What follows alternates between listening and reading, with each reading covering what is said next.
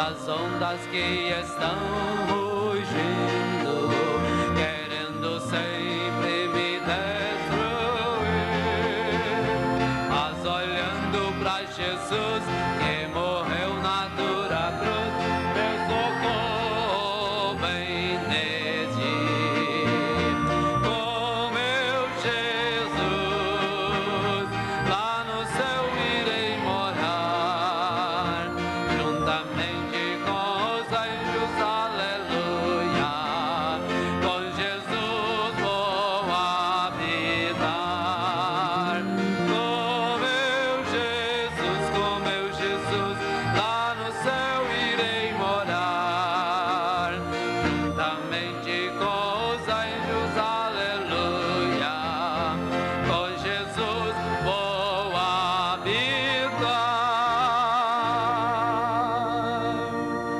Tu és o Cristo, Filho do Deus vivo, vieste a tua noiva libertar,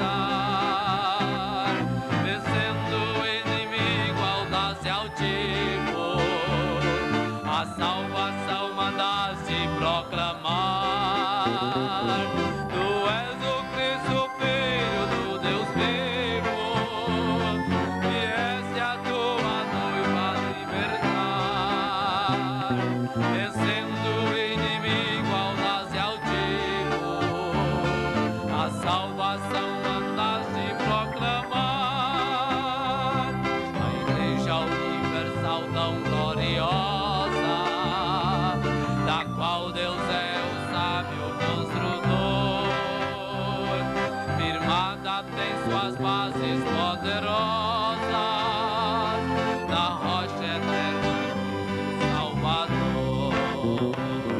Tu és o Cristo, Filho do Deus vivo,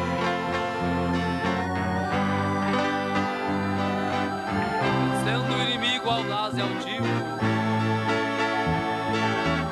salvação mandaste proclamar.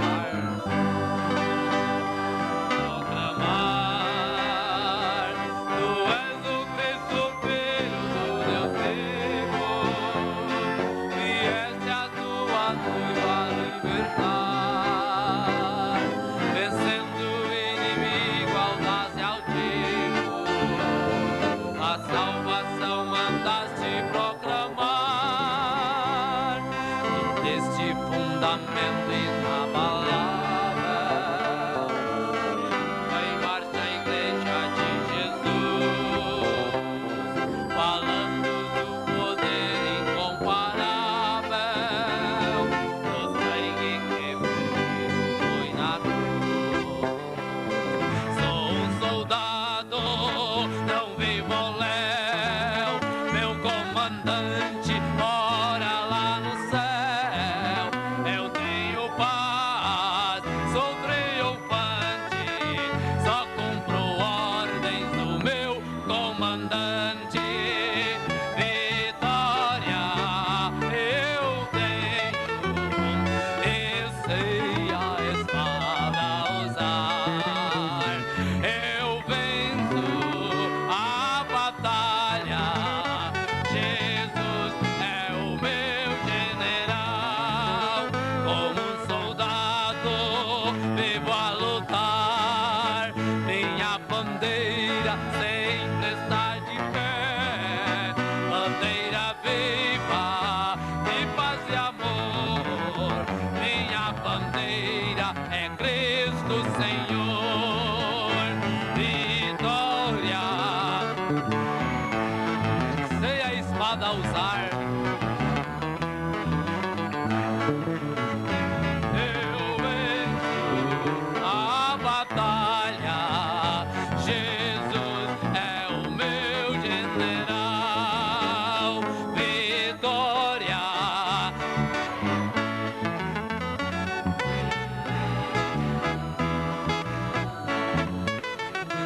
eu venço a batalha, Jesus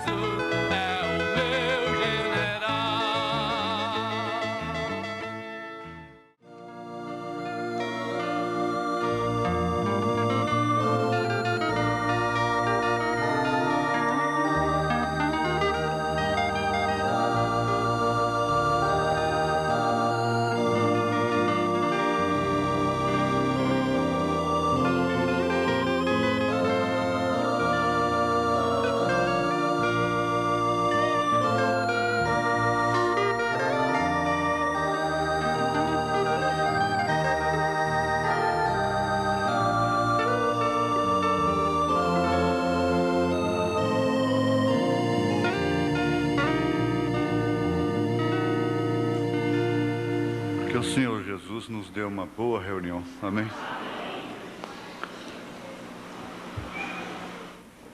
Eu estava pedindo ao irmão Divino, com os irmãos que usam cantar aqui fora, no domingo à tarde, para, sob sua direção, dentro da mais perfeita ordem, vocês fazerem aqui na frente, a partir das 5 horas da tarde, mas não é nada de compromisso fixo. No dia que tiver outra direção, a gente vem e anuncia antecipadamente. Precisar cortar no meio, a gente corta. Mas vocês que gostam de cantar, estar ali ajudando, ensaiando, cantando, né? Vem aqui para frente, fique sem impedir, sem atrapalhar a vinda ao altar, que é uma coisa muito sagrada. Aqueles que vêm ao altar devem continuar vindo, mesmo com eles cantando aqui, não é? Eles ficam aqui no meio, as irmãs de cá, os irmãos vêm de cá. Não vai atrapalhar, não. Nós estamos fazendo de uma forma natural, a gente tem outras decisões a tomar, abrangendo todo o sistema da igreja, administração, próprio louvor, cântico, instrumentos. A gente já está com a direção pronta, a conclusão pronta,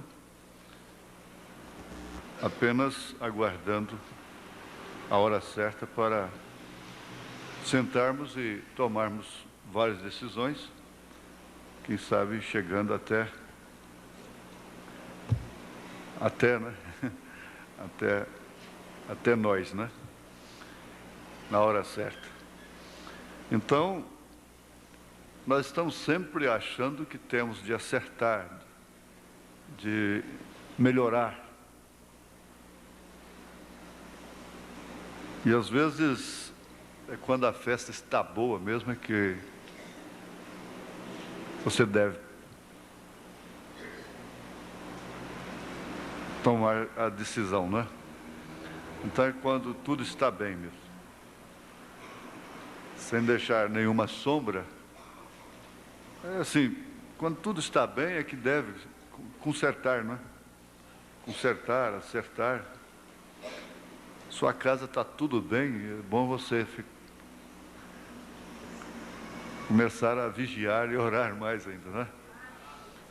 É igual quando a gente estava na espera lá na mata, na densa mata, sinal de bicho para todos os lados, mas tudo quieto, tudo calmo. Então você sabe, logo tome cuidado porque a onça está por aí. É por isso que está tudo quietinho. É justamente por isso. Então nós vamos ficar de pé, vamos ler a Bíblia. A programação da semana é esta, que vocês já conhecem, começando, não é, pela reunião de oração amanhã, à noite, toda segunda-feira. Tem sido muito abençoada, o povo está vindo de uma forma natural, sem apelo, né? Quarta-feira, sexta-feira, vamos ler a Bíblia. E não rogo somente por estes, mas também por aqueles que pela sua palavra hão de crer em mim, para que todos sejam um, como tu, ó Pai, o és em mim e eu em ti, que também eles sejam um em nós, para que o mundo creia que tu me enviaste.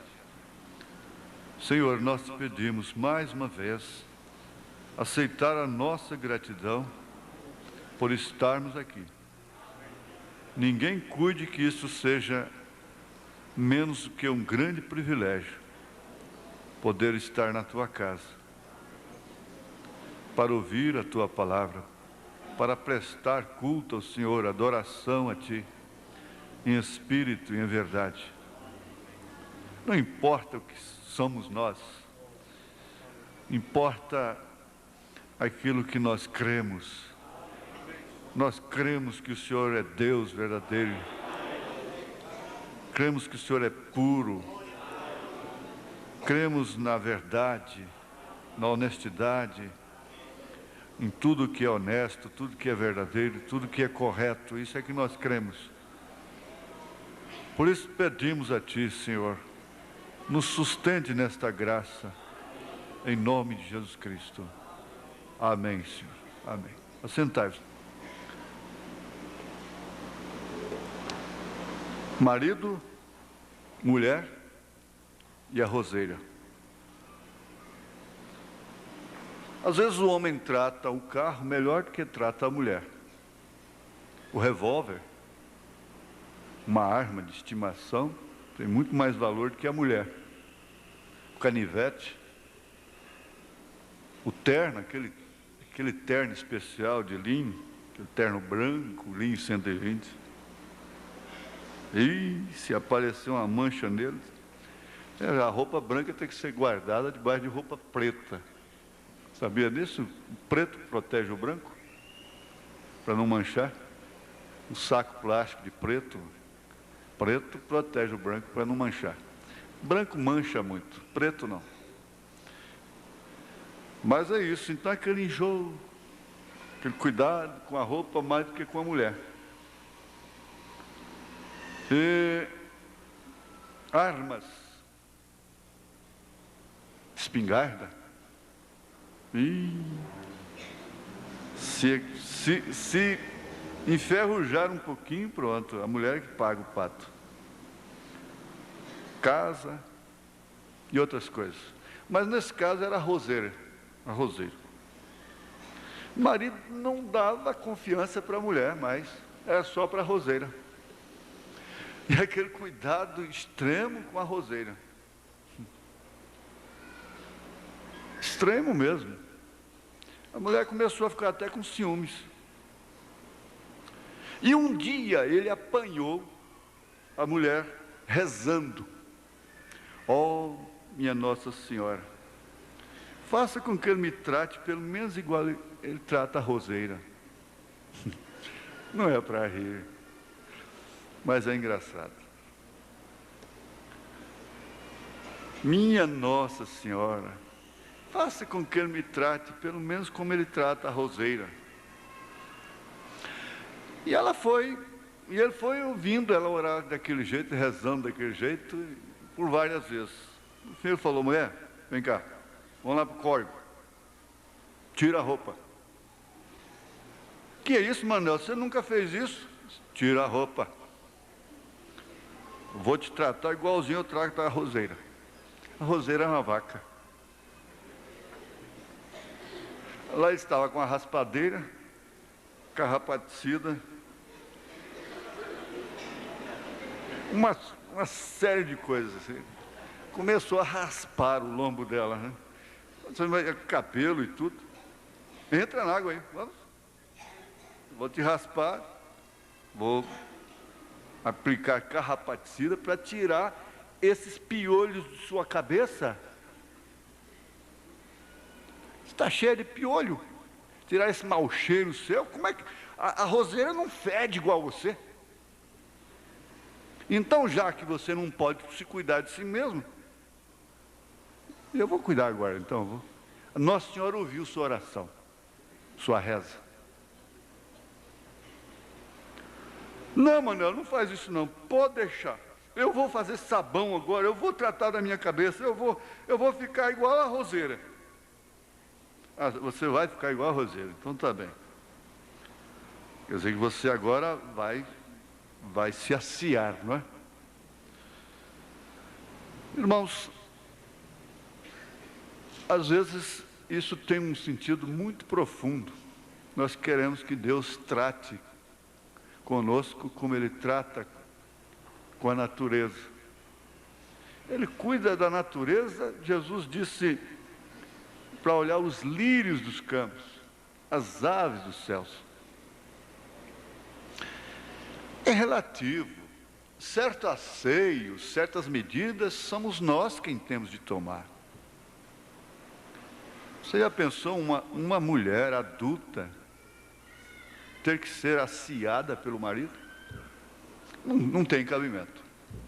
A menos que seja deficiente, paralítica, na cama, isso é um caso diferente. Mas uma mulher sadia, isso quer dizer que certos cuidados com sua alma, com sua vida, é você quem tem que tomar. O profeta diz: você não pode culpar nem o próprio diabo, quanto mais as pessoas. Deus tem dado meios suficientes. Inclusive ele disse, ele deu o meio da asepsia, da limpeza, que é o sangue de Jesus Cristo, que nos lava e purifica de todo pecado, nos deixa limpos. Nós somos salvos pela graça, e o sangue, a fé no sangue de Jesus Cristo, nos mantém limpos diante de Deus. Então, nós queremos agir muitas vezes como verdadeiros parasitas. E as orações, na maioria dos casos, são enfadonhas diante de Deus, cansativas. São orações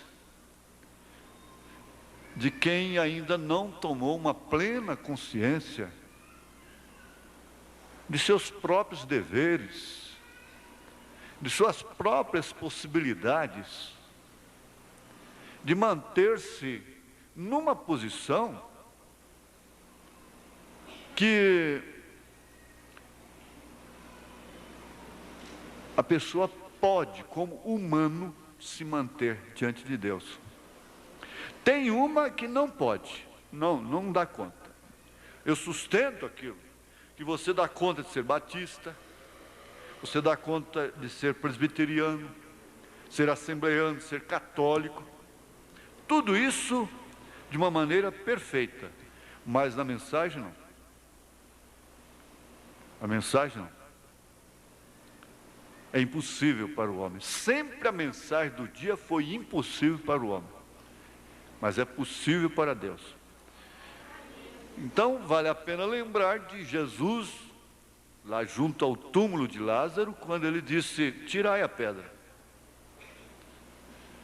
Eu costumo pregar, meditar, olha, Jesus podia soprar apenas, fazer um gesto assim com a mão, e aquela pedra enorme rolaria. Mas ele disse: tirai a pedra. Isso quer dizer, vocês podem fazer isto. Vocês podem. O que vocês não podem, eu vou fazer. Eu vou dar vida para o morto.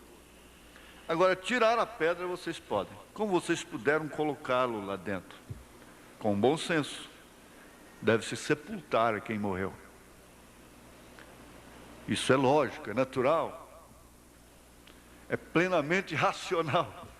Sepultar a quem está morto. E é o que nós podemos fazer muitas vezes: sepultar a mulher, sepultar o marido, sepultar o filho, a filha, o irmão, a irmã. A igreja tem muita condição para sepultar, até para entregar a Satanás, para excluir e sepultar. Até o profeta disse: jogar uma pá, mais uma pazinha de terra em cima. Todos têm condição. Só para dar vida é que ninguém tem. Para levantar ninguém tem condição, e muitas vezes nem deseja ter. Agir, ter uma palavra que possa ajudar alguém que está tombada ao margem do caminho. Ser um bom samaritano. Samaritano é uma mistura, não é uma semente legítima, original.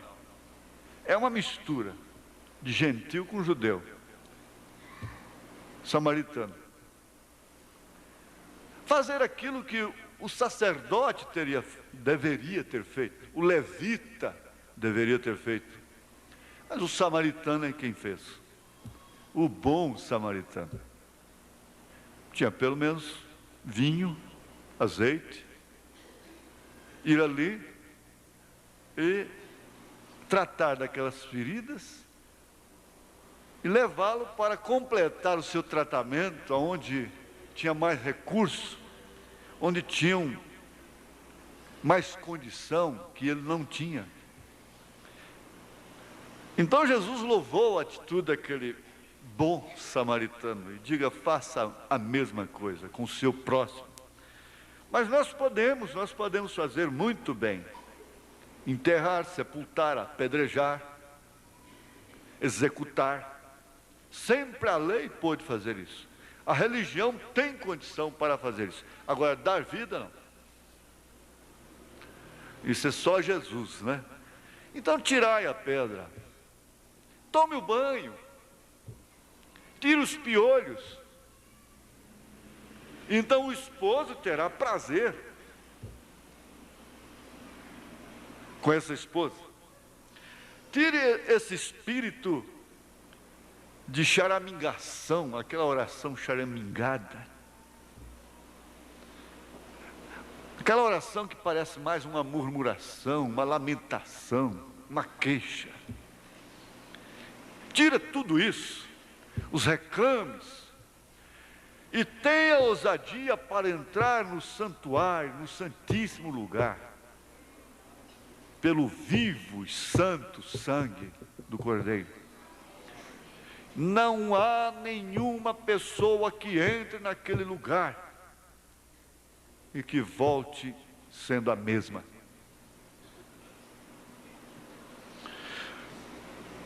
Senhora, ajude que Ele me trate, pelo menos como Ele trata a Roseira. Guarde isso. Leva isso. A Roseira era uma vaca. Nós estamos vivendo a era da desobediência. E eu sempre me lembro daquele que aquele velho português falava lá em Brasília. Foi meu chefe numa companhia americana. Ele disse: vocês aqui no Brasil é assim. Aqui no Brasil, se pode fazer errado, para que fazer certo? Se pode invadir o sinal, para que parar? Isso quer dizer, invade o sinal, não tem um guarda lá na frente para aplicar uma multa de 10 salários mínimos, para guinchar aquele carro, levar para o Detran, caçar aquela carteira, pelo menos por um ano, que poderia ter matado gente ali, sacrificado vidas inocentes até. Mas se pode fazer errado, para que fazer certo? Se pode entrar na contramão, para que dar aquela voltinha? Se pode ficar parado na esquina aí, arriscando uma tragédia, para que se recuar? Para quê? Não existe uma consequência no momento? Se pode parar na porta de garagem, para que parar no outro lugar? Dizem que isso está no sangue do brasileiro. Se pode fazer errado, para que fazer certo? E dizem que aqui a fruta do vizinho é mais gostosa, apanhada, escondida. Tudo que se faz escondido tem mais emoção, mais sensação, mais sabor.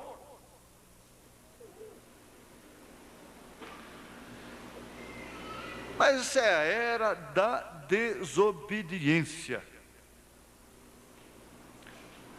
Nós estamos com o cumprimento das Escrituras em nossas próprias vidas. A Escritura não discute, ela por si se interpreta. Os acontecimentos estão interpretando as Escrituras a cada dia, a cada passo que damos. Eu conheço a mim mesmo. Você conhece a si mesma, a si mesmo. E sabe disso. E Paulo disse aqui em 1 Timóteo capítulo 4, mas o Espírito expressamente diz que nos últimos tempos apostatarão alguns da fé. Apostatar é sair, evadir-se, dando ouvidos a espíritos enganadores. Ouvidos. E a doutrinas de demônios, vivendo assim sob influência de espíritos errados.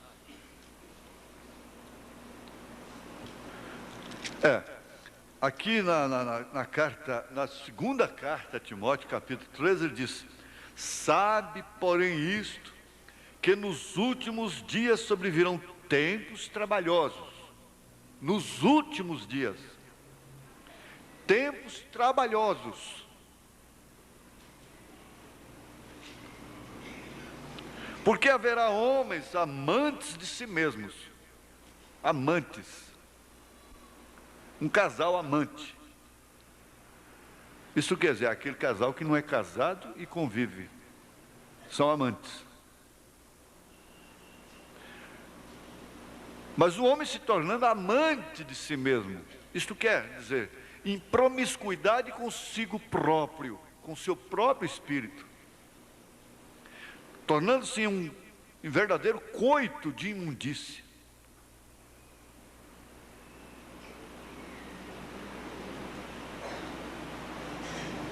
Amantes de si mesmos, avarentos, extremamente seguros, não ordenados. Avareza não quer dizer que é ser ordenado, porque a Bíblia ensina que deve ser previdente, ordenado. Mas avarentos, presunçosos, soberbos, blasfemos, desobedientes a pais e mães, ingratos, profanos, sem afeto natural. Olha o retrato falado que São Paulo deixou na Bíblia Sagrada acerca dos últimos dias. Quer dizer que vai haver o último. Sem afeto natural, irreconciliáveis, caluniadores, incontinentes, cruéis, sem amor para com os bons, parciais. Se me agrada, se me simpatiza, então trato até com excesso de cuidados, de atenção. Mas se não é da minha simpatia, então que se perca, que se dane. Não há virtude nenhuma nisto, minha filha, meu filho. Jesus disse que não há virtude alguma em você amar a quem te ama, a quem te considera. A virtude está em você amar a quem te aborrece, a orar pelos seus inimigos, orar por aqueles que te maldizem. Antes de dar a oferta, você lembrar de cada um deles, ou de todos eles, coletivamente, e pedir até pelas suas filhas e filhos, pelas suas vidas.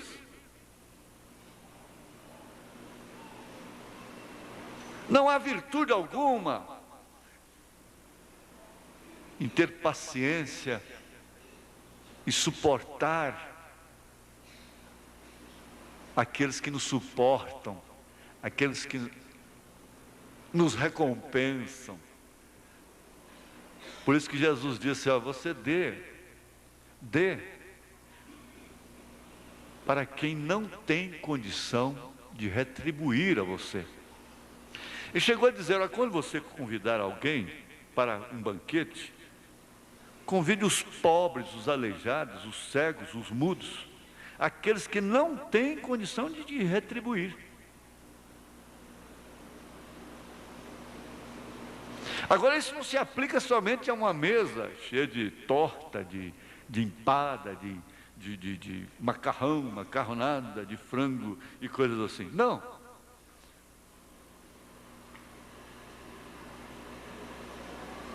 Com considerações, respeito mútuo, respeito, amor para com o nome da pessoa.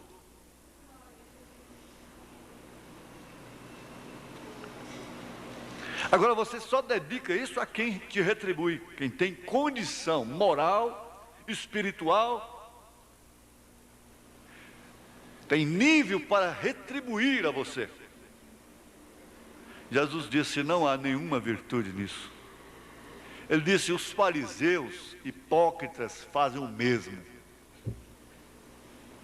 É um desafio, sabe, é um desafio que não nos coloca no canto da parede, não, porque isso é plenamente praticável. É somente nós contrariarmos um pouquinho o nosso espírito que está rebelde demais.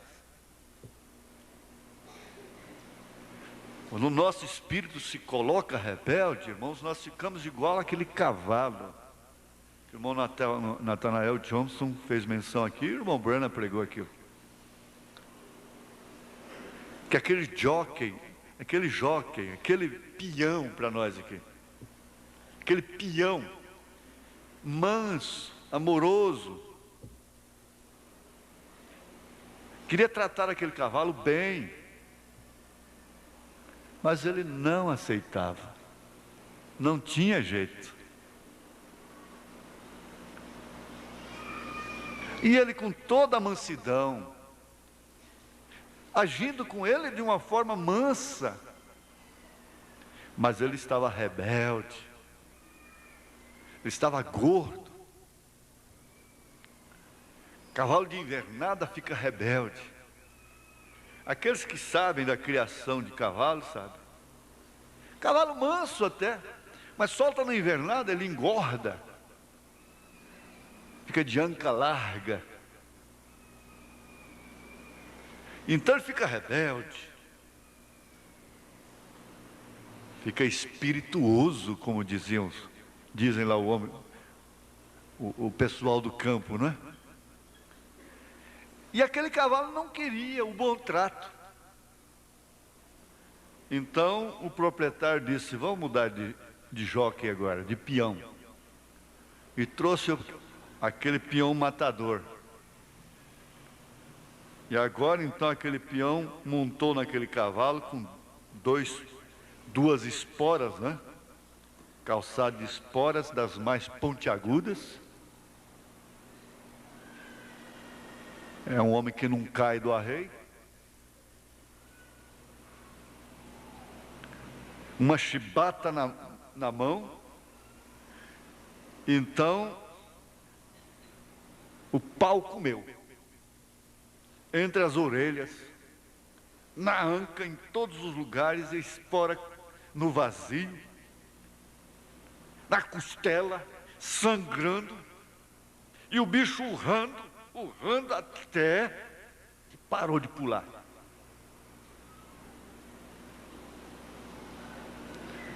Então ele diz assim, que Deus não pode te amansar com o Espírito Santo, abrandar sua natureza com o Espírito Santo, porque o Espírito Santo é dócil. O Espírito Santo é manso, é humilde de coração. O Espírito Santo só diz assim: minha filha, não faça isso, minha filha. É aquele toquezinho leve de uma pomba. Não corte o seu cabelo. Não se vista dessa forma. Não vá a tal lugar. Não faça isso. Meu filho, não faça isso. É o Espírito Santo. É o peão dócil. Ele não espanca ninguém. Ele fala a palavra doce. Ele fala através dos hinos. Ele fala romanticamente, poeticamente. Não serve. A natureza é rebelde. O espírito está rebelde. Então o profeta diz: sabe o que você precisa? Então é isso. Ele tira o Espírito Santo e te entrega para o diabo. Agora o diabo vai amansar a sua natureza, Porque quando você dá um coice, ele te dá 10. Alguém vai ser mais forte do que você.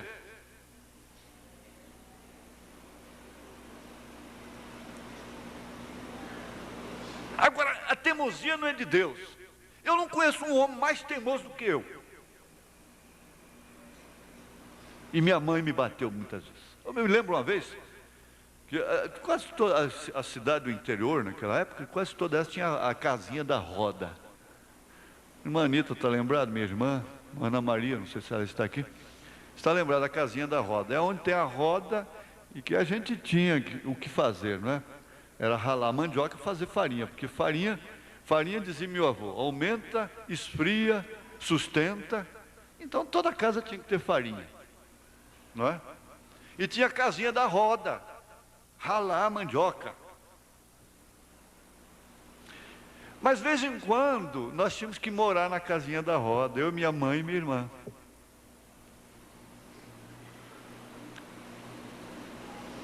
Ah, que saudade, né? Que saudade da casinha da roda. Mas eu me lembro ainda, perfeitamente como hoje, que eu estava precisando tomar emulsão de Scott. Mas que coisa ruim aquilo. E minha avó me segurava e a mamãe vinha com aquela colher na boca e eu não deixava, eu tranquei a boca e trancava, e ela passou a mão num rabo tatu, não era chinelinha de espuma, né? Menina, te bato. Não, não é assim não. Era rabo tatu. Rabo tatu é de bater em cavalo. E eu com a boca fechada.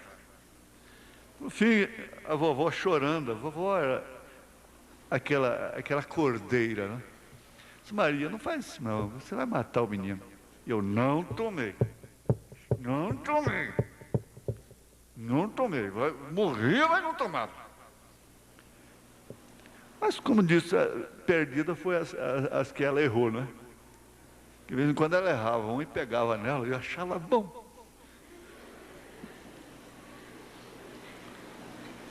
No outro dia, na hora do almoço, eu fui lá na prateleira, peguei a emulsão de Scott, botei na colher, enchi a colher, botei na boca e fiz isso.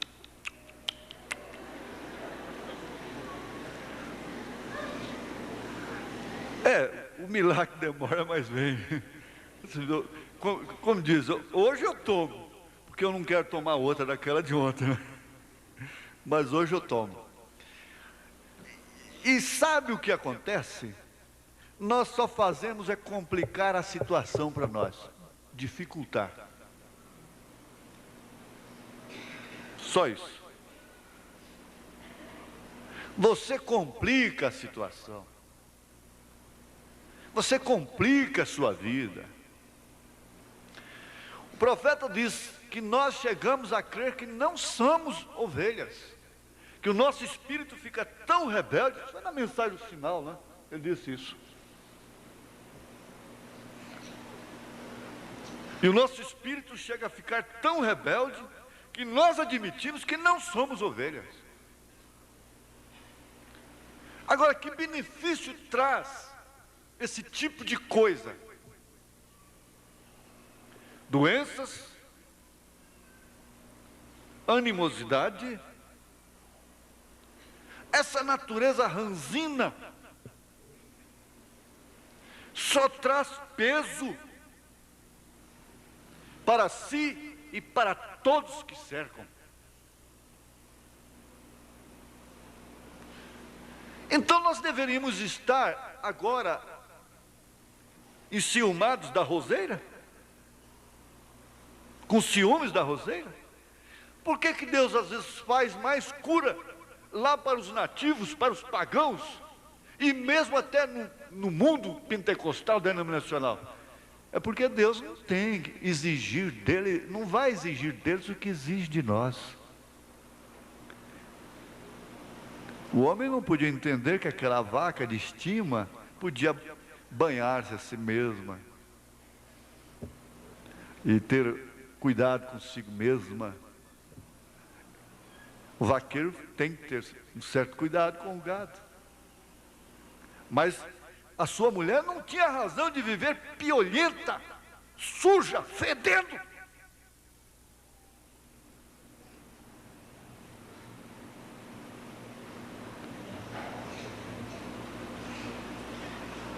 Aquele homem não tem razão, por ser pobre, por ser simples, humilde, de não tomar banho e ficar aquele homem fedido, insuportável, provocando até náuseas na mulher, embrulha o estômago. Pode ser pobre, velho, novo, o asseio é de Deus. Tem como ser asseado. Tem como ser compreensivo. Tem como ser humilde. Tem como esperar. Existe sim. Não tenha dúvida. Ora, se nós temos que tirar algum mal, não é dos outros, é de nós. Se eu tenho que tirar algum mal, não é dos outros, é de mim. Não tenha dúvida disso. Mas esta é a era da desobediência, a era do espírito do erro. Se pode fazer errado, para que fazer certo? É democracia, direito dos povos. Para que fazer certo? Para que evitar?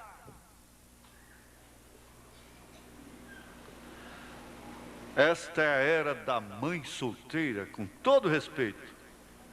É a era da mãe solteira. Isso quer dizer, a mãe que não se casou. Consequentemente, que geração será esta? É a era dos filhos com pais divorciados. Mesmo se casaram no altar, na lei, na igreja, tudo bonitinho, com pompa, com véu e grinalda. Amanhã esses filhos estão sem saber com quem vão ficar, se é com a mãe ou se é com o pai. E eu vejo muitos deles com a sacolinha nas costas. Para onde você vai? Eu vou para a vovó. Para onde você vai? Não, eu vou lá para o outro vô. Para onde você vai? Bom, vou para a mamãe. Para onde você vai? Eu vou lá para o papai. Pobres peregrinos! Que culpa tem eles? Que culpa tem aquelas crianças? Aqueles adolescentes?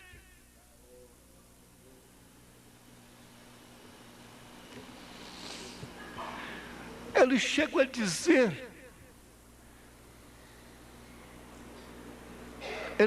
dizer, eu não sou culpado de ter nascido.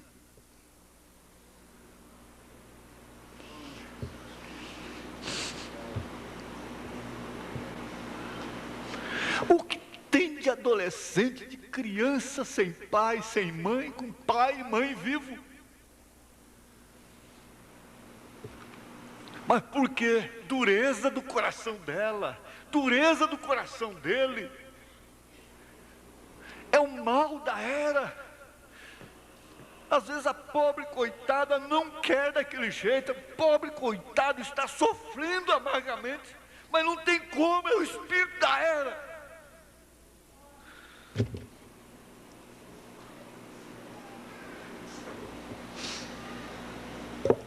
E sofre humilhação daqui, humilhação dali. Pede dinheiro para um, pede dinheiro para outro.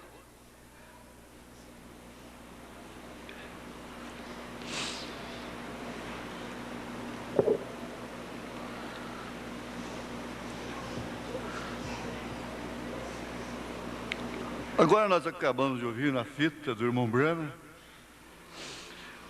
ele dizendo, você não age como um cristão, quando você recebe o coração do mundo, você tem que agir como o mundo está agindo. E o mundo está agindo desta forma. As mulheres se dirigem por si próprias. Os homens se dirigem por si próprios. E ele disse: como pode? Se esses filhos recebem uma influência desta natureza,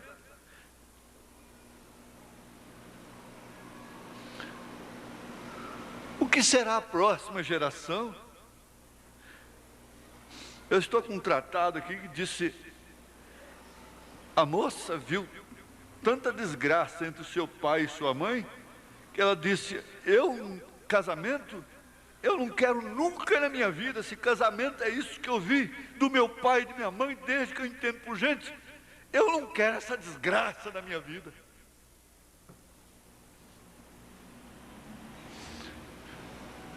Aquele psiquiatra dizendo: aquela moça ficou marcada pela insubmissão de seus pais, sem ter nenhuma culpa. Nenhuma culpa. Então nós vemos aqui que estamos vivendo a era da influência. A influência é apenas um toque na televisão, e no outro dia todas elas já estão vestidas daquele jeito. É mais uma exposição que vai ter em São Paulo. Agora, daqui uns dias, a moda está completamente mudada.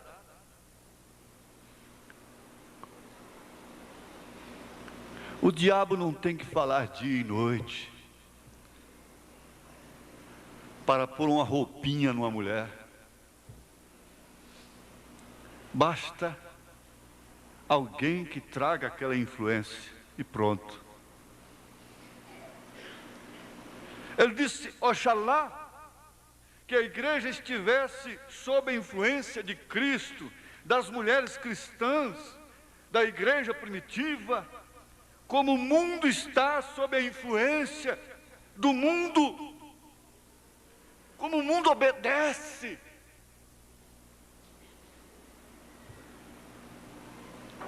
Você quer saber uma coisa? Hoje eu estava almoçando, estava lembrando.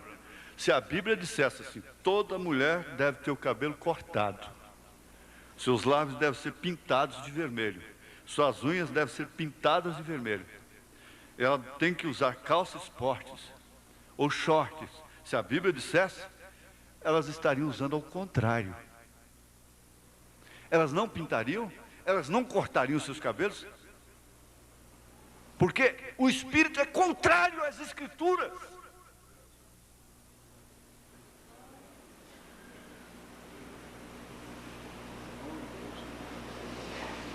Se fosse o inverso, a Bíblia dizendo que a mulher corte o seu cabelo e que o homem deixe o cabelo crescer, estaria ao contrário. A questão é ser contrário à Bíblia. A questão é ser contrário a Deus. Porque esta é a minha carne. A inclinação dela é inimizade contra Deus.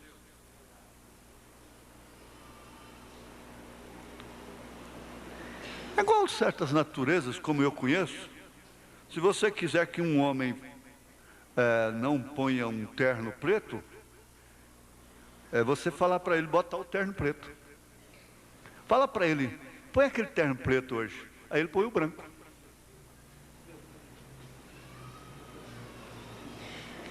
Você quer vê-lo de terno branco? Fala para ele: você não põe o terno branco não, viu? Aí ele falou: eu ponho o branco. Eu vou botar o branco. Você quer que ele come um tipo de coisa, de alimento? Fala: você não come isso aqui não, hein? Ele falou: eu vou comer. Vou comer só porque você falou para mim não comer.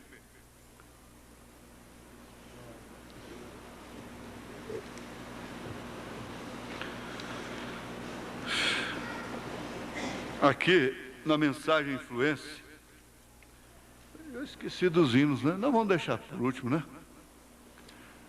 A irmã Márcia, a irmã Jane, Norma, a irmã Meire, a irmã Maristela, por ordem.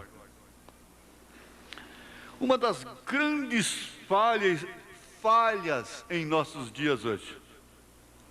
E o avião caiu, você sabia? O avião caiu, houve uma catástrofe muito grande. E eles então buscam a caixa preta. Dentro da caixa preta tem a gravação dos últimos momentos, das últimas palavras do comandante, do piloto, para descobrir a causa. E uma das grandes falhas em nossos dias hoje, na América e no resto do mundo, são pais pios, para estabelecerem uma influência em seus filhos. Aquele que oferece a influência negativa é mais acompanhado pelos filhos. Se a mãe oferece uma influência negativa, pode saber, a tendência das filhas, dos filhos, é puxar a mãe. Se o pai oferece uma influência negativa, a tendência dos filhos é seguir aquela influência negativa, mundana, carnal.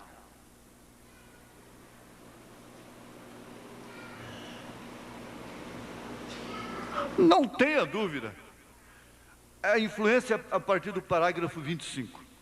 Uma das grandes falhas em nossos dias hoje, na América e no resto do mundo, são pais pios, para estabelecerem uma influência em seus filhos. Pais que realmente tenham um altar em seus lares,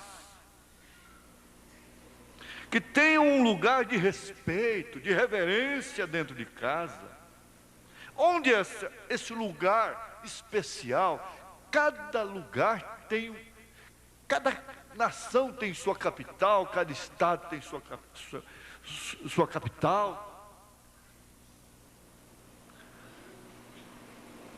O lugar da oração coletiva da família, a mesa de jantar, é a copa, é onde se toma a refeição, é que se faz a oração, é que se faz o culto doméstico, é ali, está bem?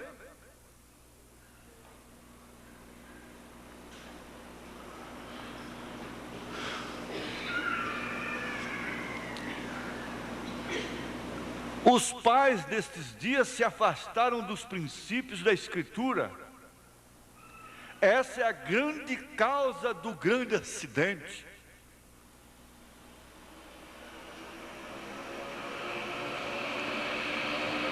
Eles foram mais para as modas do mundo. As modas do mundo. E o pior é que as igrejas fizeram a mesma coisa. Fazendo assim, o mundo entrou para dentro da igreja, através de suas modas. Em fazendo isto, nós deixamos a coisa livre, a porteira aberta, e trouxemos o mundo para dentro da igreja, para dentro de casa. E uma vez amarrado o valente, toda a casa é saqueada.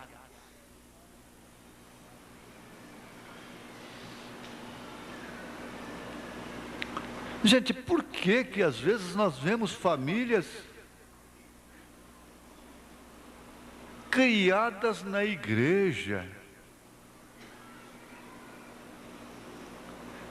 desde o berço, e não tem um que assume, não tem um que se batiza,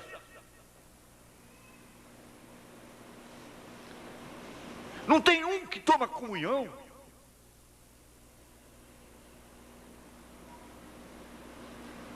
É porque nós temos que deixar, não podemos ser legalistas. Nós só temos que dar comida, sapato, médico, dentista, casa, cama, carro. Nós temos que dar tudo para eles. Muitas vezes até com os dízimos.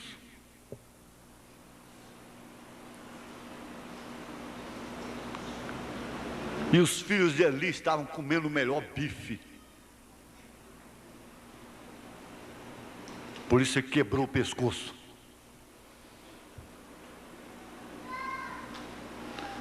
E tem que se preocupar com o futuro. Eu tenho dito de uma maneira franca. Olha, eu tenho encontrado problemas no plenário de pastores sobre entregar as pessoas para Satanás, e sobre milênios, sobre coisas. Mas durante esses anos nunca vi um problema no plenário sobre viúvas, sobre órfãos, sobre a dispensa da igreja. Nós temos cuidado do futuro dos filhos, da família, porque toda família é heroína, porque a mulher tem que ser comprada para dar condição para o pastor. Os filhos têm que ser comprados para dar condição para eles. Mas isso é quando ele perde o espinhaço. É quando ele tem um coração de galinha.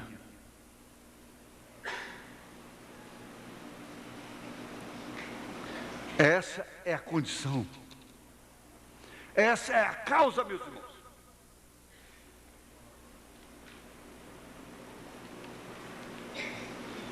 Outros não fazem nada. Às vezes foram até relapsos.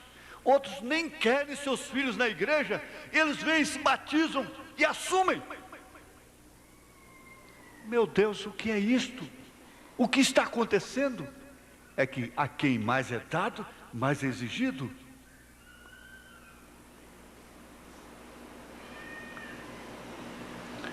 É que as igrejas fizeram a mesma coisa. Em fazendo isso, nós deixamos a coisa livre e trouxemos o mundo para dentro da igreja. E esta é a razão pela qual temos esse grande acidente.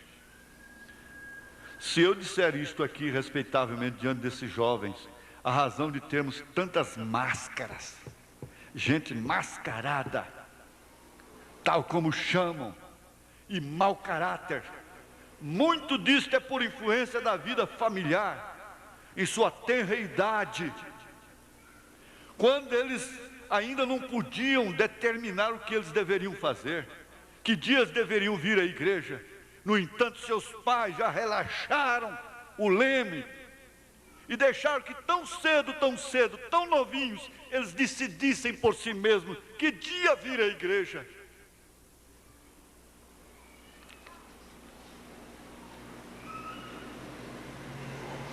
Muitas das esposas não estariam na igreja se seus maridos não estivessem.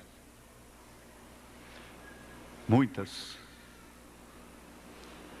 A igreja é um enfado, um cansaço para elas. É uma obrigação.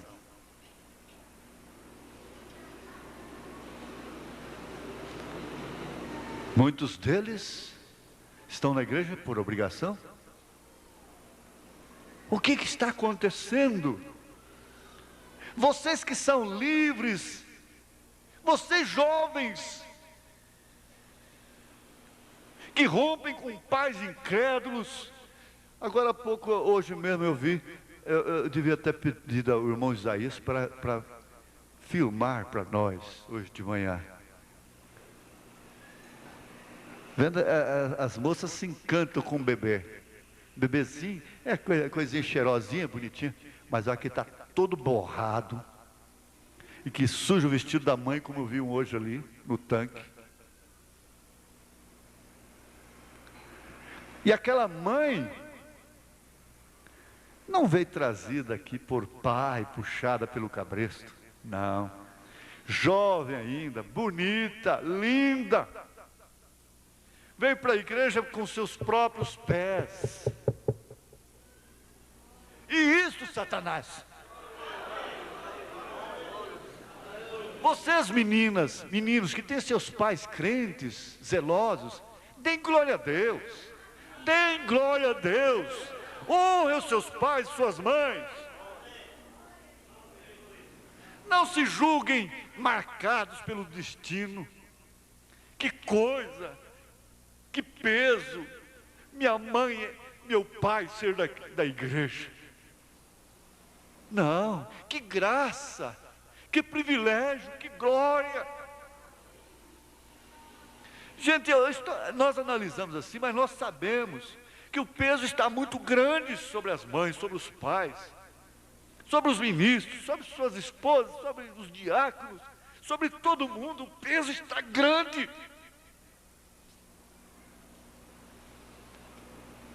Mas ele está dizendo, o mau caráter, muito disto é por influência da vida familiar em sua tenra idade.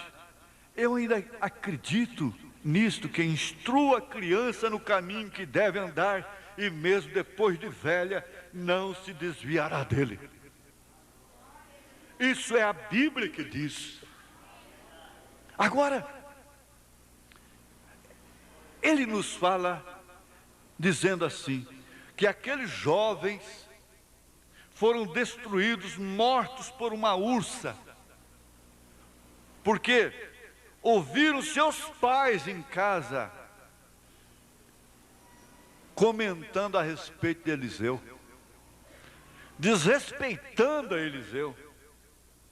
Quantos pais, mães, envenenam mentes de crianças, de meninas,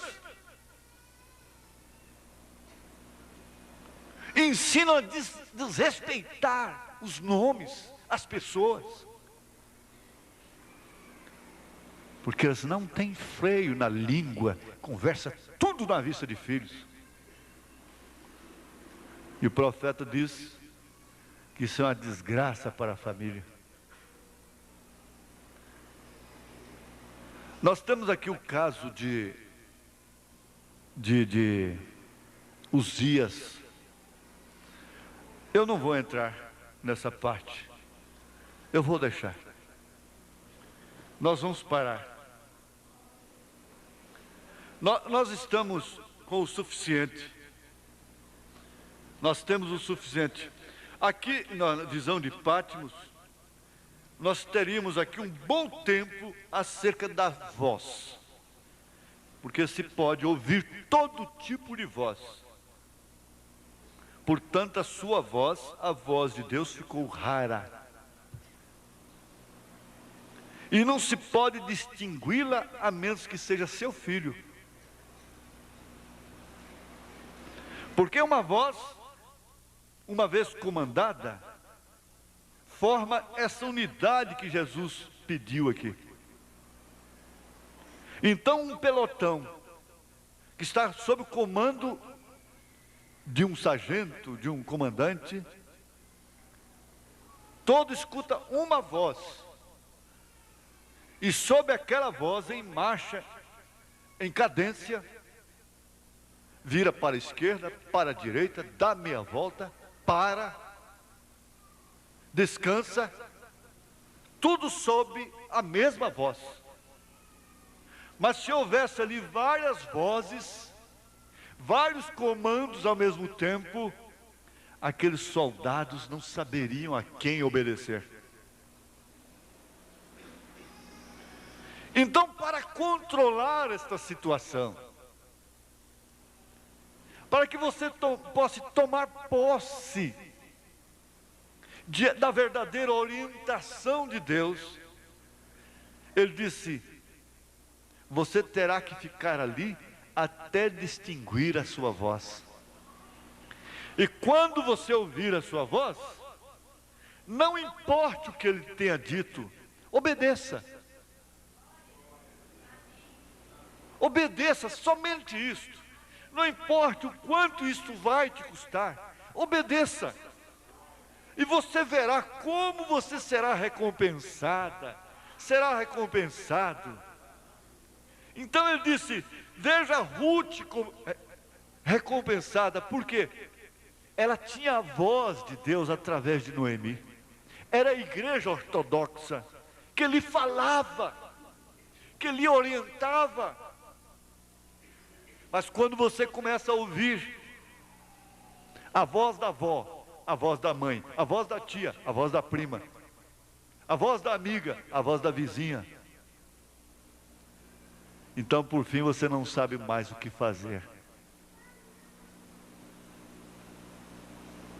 Você não sabe se ouve a voz da mãe, do pai, não sabe se ouve a voz do marido. Quando a pessoa se desorienta, então aí que aparecem mais vozes. Ele disse: é melhor que você fique quieto.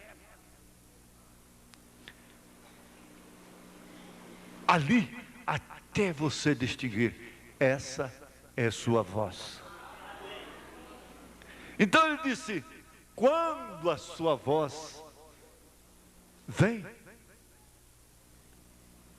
você pode distinguir que é ele te falando, que não é uma mensagem proposital do pastor. É como o irmão disse outro dia, chegou em casa, a mulher disse para ele: você foi fuxicar para o pastor, não é? Não foi isso. Quando você distingue que não é capricho, que não é carapuça, que não é proposital, mas que é a voz de Deus naquela mensagem para você, então obedeça aquilo. Ponha em prática aquilo. Deus cuida do resto. Ele toma conta do resto. Você pode descansar. Descansa, Ruth. Porque o homem não terá paz, não terá descanso, enquanto não te redimir. Enquanto ele não remir, não pagar o preço por você. Foi o que Noemi disse. Ela ouvia uma voz correta, um zunido certo, uma trombeta certa. E nesta hora não há zunido mais certo do que a trombeta do 7º anjo de Apocalipse, capítulo 10, versículo 7. O 7º anjo de Apocalipse.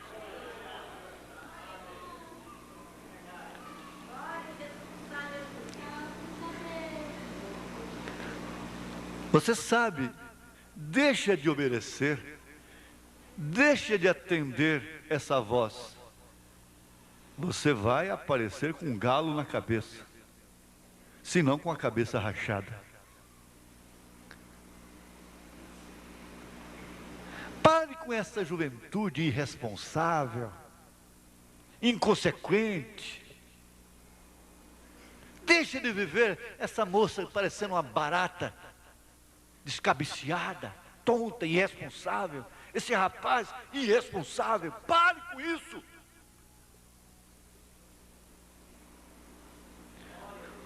Você não precisa disto. Não se deixe levar por essas influências. Você não pode assistir um programa de televisão que aqueles rapazes, aquelas moças mascando chiclete, falando de sexo explícito, publicamente. Deixe de trazer uma influência desgraçada sobre você. Você não pode pensar que um cristão que vai ver filme pornográfico possa trazer um bom espírito para a sua vida, para o seu lar, para o seu futuro, para os seus lombos, de onde vão sair seus filhos. Você tem que pensar em seus filhos antes deles nascerem, antes de você se casar, antes de você conhecer seu marido, antes de você conhecer sua mulher. É quando você deve realmente plantar, porque aquilo que você planta, você vai colher. Tudo que você planta, você vai colher. Plante filhos sobre histerismo, sobre nervos histéricos, sobre incompreensão, sobre vaidade. Plante filhos insatisfeitas com a gravidez e verás o que vai colher.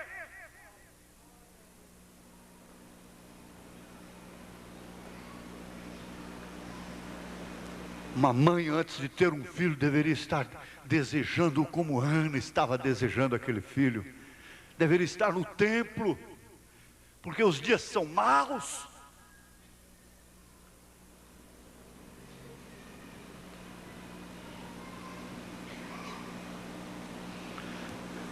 Criança mecânica fabricada em laboratório. O mundo está cheio disto. Elas têm os filhos, como tem um cachorro, um cachorrinho. O mesmo apego que tem por um filho, dedica-se a um cãozinho, vestido de macacãozinho. Diz o irmão Branham.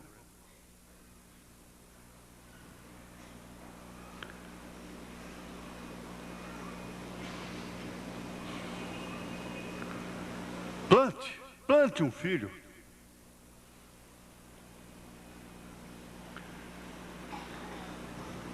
Agora, o que Deus plantou, Ele vai colher também.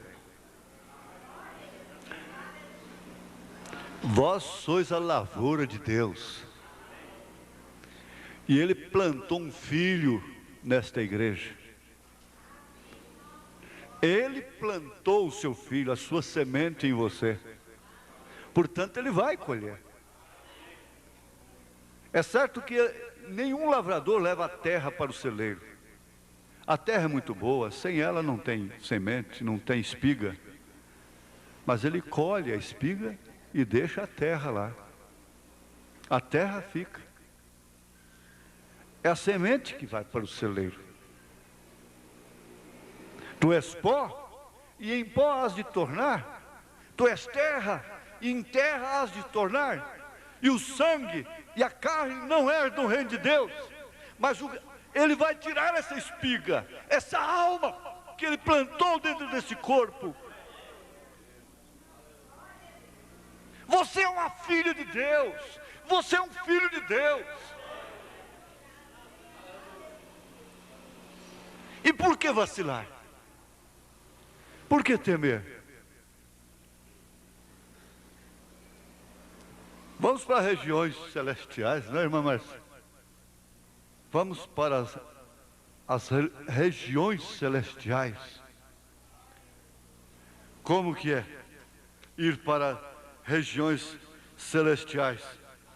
Ele desceu das regiões celestiais por nossa culpa e assentou-se um banco de réu pelos pecados meus e tirou-me as feridas daqui, deste vale de lágrimas, porque via no rosto de muitos a indiferença. Chorou sangue no alto por mim, deixou rastros de sangue no Gólgota, e subiu ao madeiro onde foi crucificado.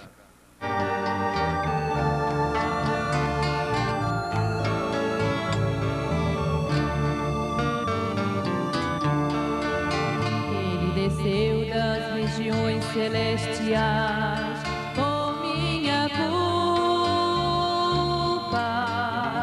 e assentou-se em um banco de réu pelos pecados meus.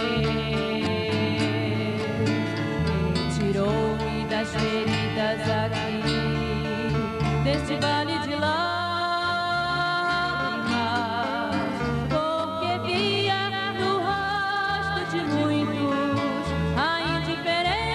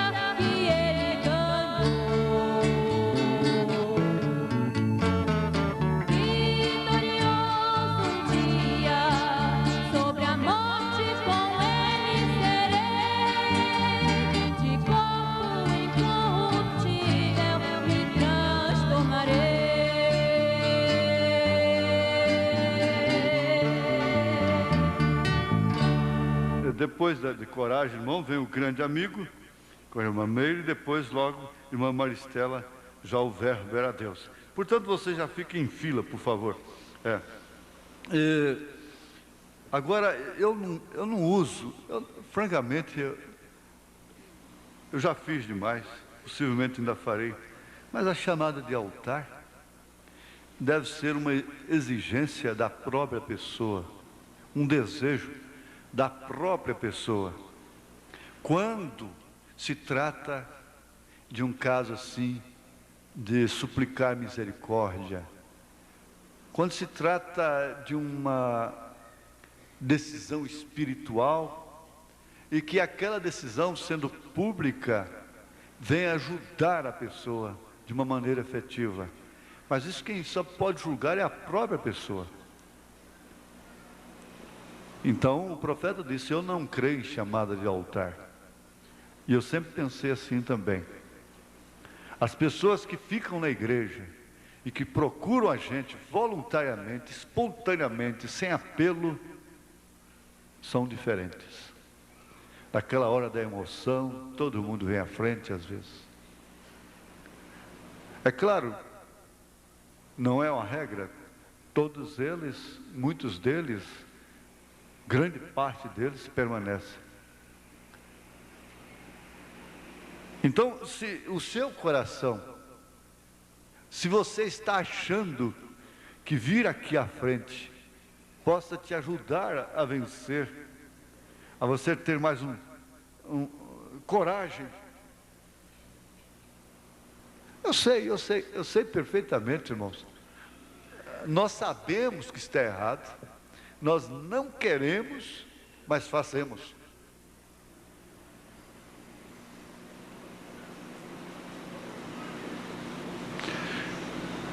É assim mesmo, o profeta disse: se Deus tirar a mão de misericórdia de mim, eu entro pelo mesmo caminho que aquele ministro entrou.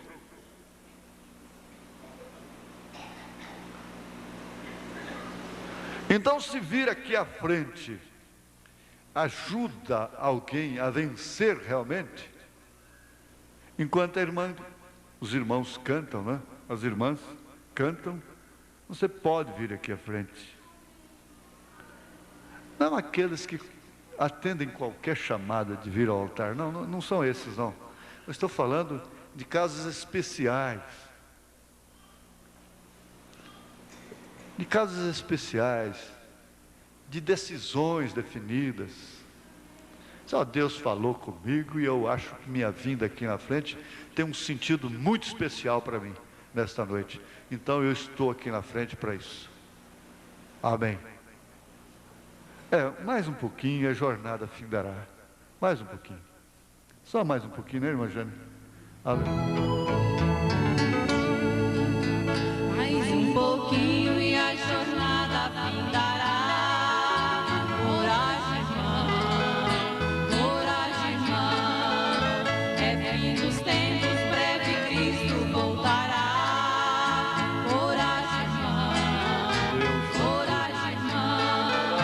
em outros tempos, provações você passou.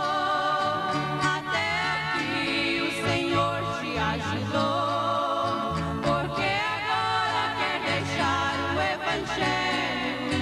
Entristecendo nosso amado Salvador. Você é crente, sempre foi um bom cristão, com paciência até então perseverou. Porque não pode esperar mais um pouquinho para ser feliz eternamente com o Senhor.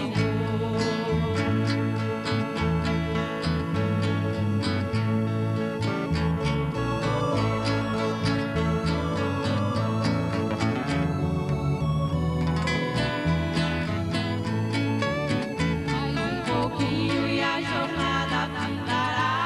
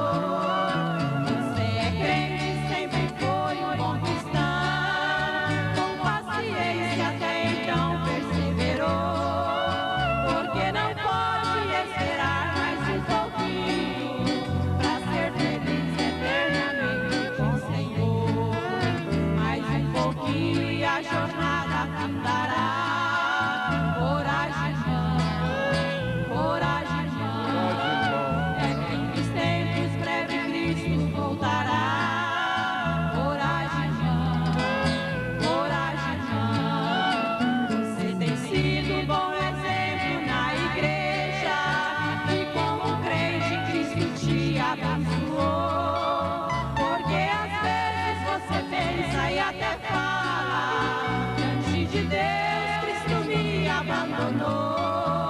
Quero lembrar que Deus prova nossa fé. Querido irmão, Cristo sempre te amou. Porque então quer derrotar a tua alma, que é preciosa são os olhos do Senhor. Irmã Meire, mostra aí o grande amigo, um grande amigo. Então é o Espírito Santo falando através de hino, poesia, né? O grande amigo, o grande amigo.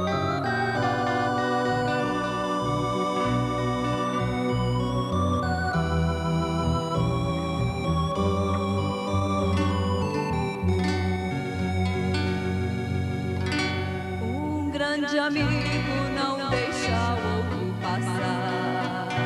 Fome e sede ele tendo pra julgar. Um grande amigo não deixa o outro sofrer. O problema ele poder resolver. Um grande amigo dá vida pelo outro, sem calcular o valor que ela possui. Existe amigo assim, que faz tudo isso enfim. O verdadeiro amigo é Jesus. Jesus não nega o favor para ninguém. Ele dá bênção a todos que a ele vem. Dá vitória e nos livra do perigo. Jesus é o verdadeiro amigo.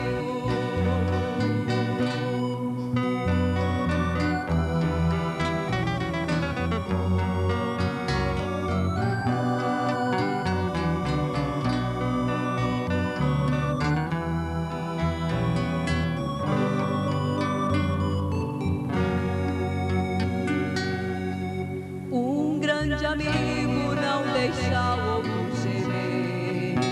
Com uma dor ele poder te socorrer. Um grande amigo não falha nas promessas. Quando precisa às pressas. Um grande amigo pelo outro tem amor. Derrama o sangue se necessário for. Existe amigo assim, que faz tudo isso enfim. O amigo é Jesus, meu Salvador. Jesus não nega o favor para ninguém. Ele dá bênção a todos que a ele vem. Dá vitória e nos livra do perigo. Jesus é o verdadeiro amigo. Jesus não nega o favor para ninguém. Ele dá bênção a todos que a ele vem. Dá vitória e nos livra do perigo. Jesus é o verdadeiro amigo. Mente tarde. Ele está falando com voz doce, com cântico, né? Com poesia. Agora, já o verbo era Deus.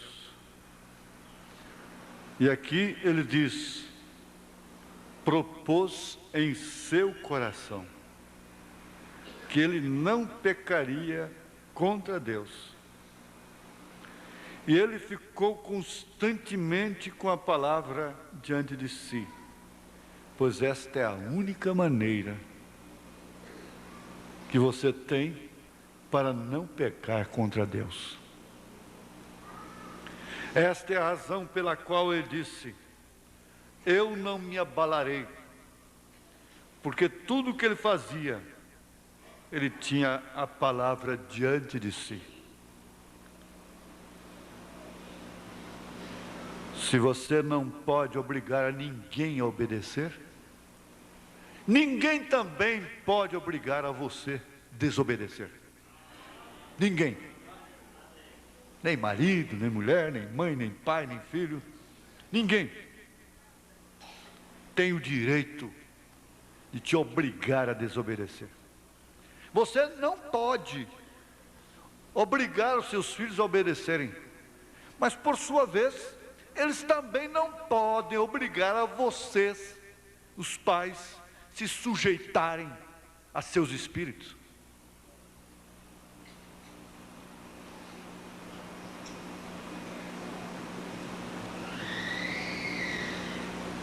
Agora vejam, como pode esperar estar na presença de um Deus tão santo e tão puro, que proveu a asepsia de todo pecado, a limpeza da alma, sem cobrir, sem ter a devida cobertura? Porque os anjos cobriam a face, dizendo: santo, santo, santo, santo.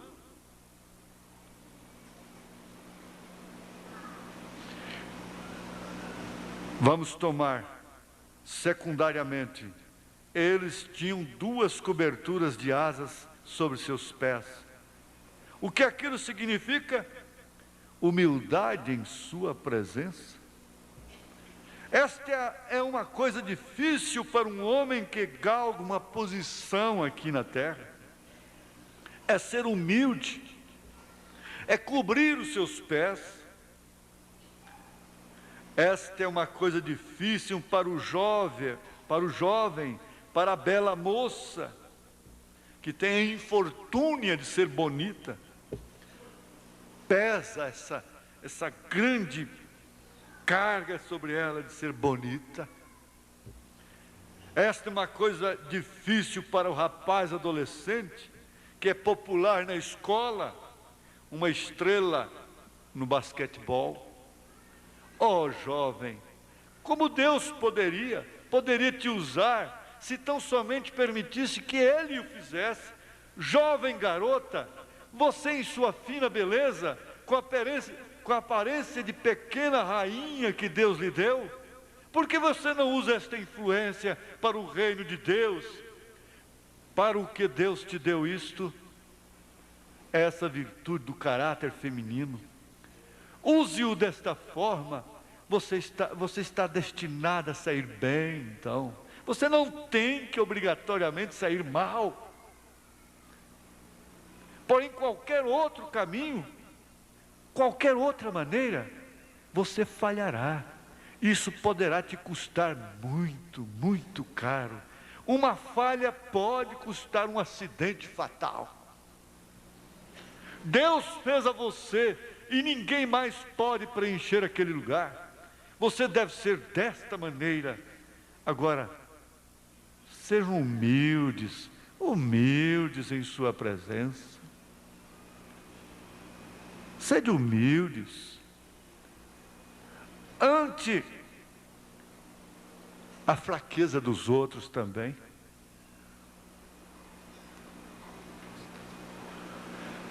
Já o Verbo era Deus. Já o Verbo era Deus. Já o Verbo era Deus, quando o mundo criou, era o Rei dos judeus, era o Salvador, e aqui se fez carne, e entre nós habitou. Este Deus que criou esse imenso jardim, Ele é o Redentor, é o princípio, é o fim. Ele é Rei da glória, Ele é tudo pra mim. Numa sarça ardente,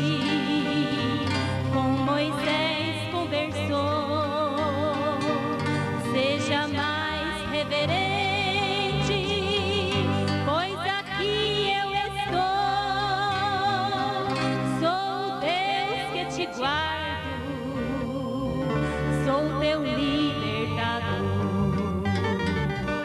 Este Deus que criou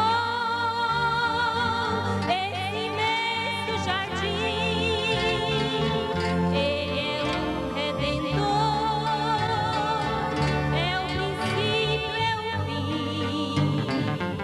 Ele é Rei da glória, Ele é tudo pra mim. Aqui dentro também este Deus sempre está.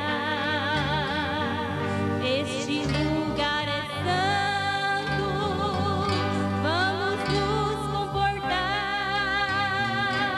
Ele é o Cristo bendito, seu amor é sem par. Este Deus que criou esse imenso jardim, Ele é o Redentor, é o princípio, é o fim. Ele é Rei da glória, Ele é tudo pra mim. O suficiente. Eu quero dizer que todos nós estamos na mesma condição. Uns melhorzinho, outros pior, mas todos estamos no mesmo barco. Se perecer, todos vão afundar, mas esse barco não afunda.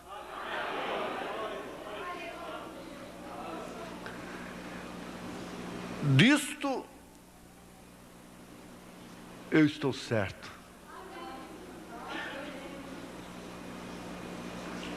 Que a mensagem que nós cremos é um barco que não afunda. Que pode afundar é o velho Pedro.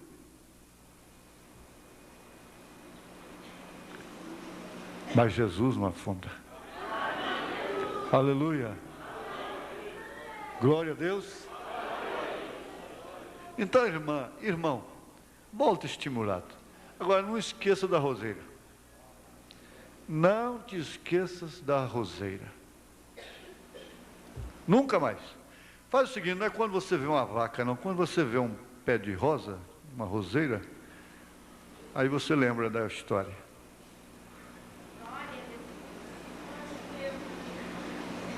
Senhor, agora pedimos a Ti,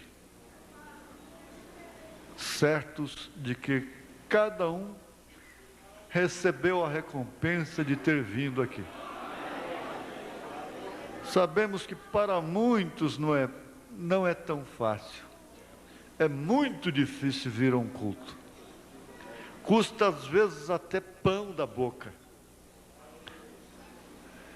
Mas, Senhor, nós te damos graças, porque o Senhor tem cuidado deste povo. Tu disseste que cuidaria deste pequeno rebanho, e tu tens cuidado. Não considerando minhas mazelas, eu não tenho nem termo para me qualificar. Não considerando esse trapo, esse esqueleto, o Senhor tem tido consideração com este povo. E tu tens falado, e tu tens abençoado, e tu tens curado, tu tens operado maravilhas. E agora eu te peço, Jesus, para curar esta irmã da sua vesícula. O Senhor pode perfeitamente dissolver essas pedras na vesícula. O Senhor pode perfeitamente, ó Deus, fazer esta cura maravilhosa, porquanto ela crê no teu poder. Faça isso queimar agora, Senhor. Opera, Jesus, grande médico dos médicos. Aleluia, Senhor. Glória a Deus, aleluia. Essa infecção que antibiótico não tem dado volta. Satanás, eu te repreendo em nome do Senhor Jesus Cristo.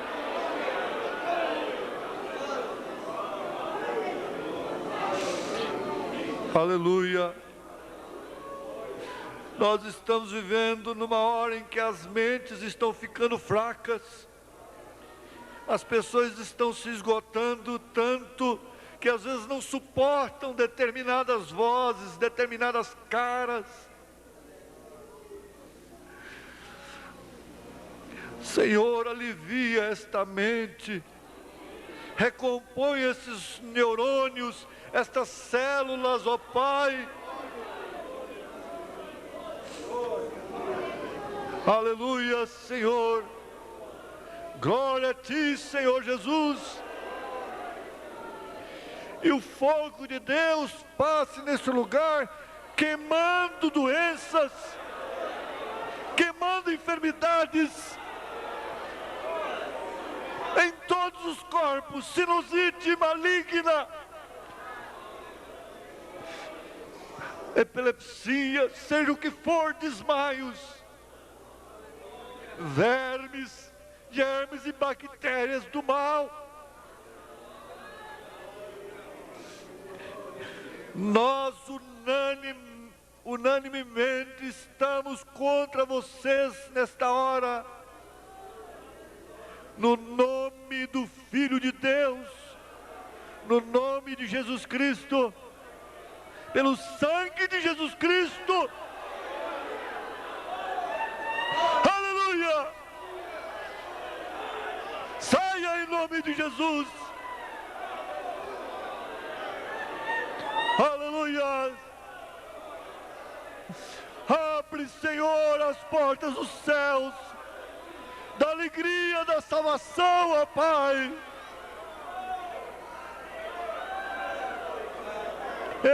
Glória, aleluia. Aleluia, aleluia.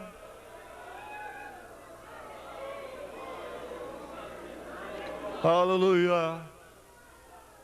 Em nome do Senhor Jesus Cristo, segure a sua bênção. Aleluia. Se você tiver que fazer um companheirismo, faça aí no pátio, no mínimo em cima do passeio. Vá na paz do Senhor Jesus Cristo.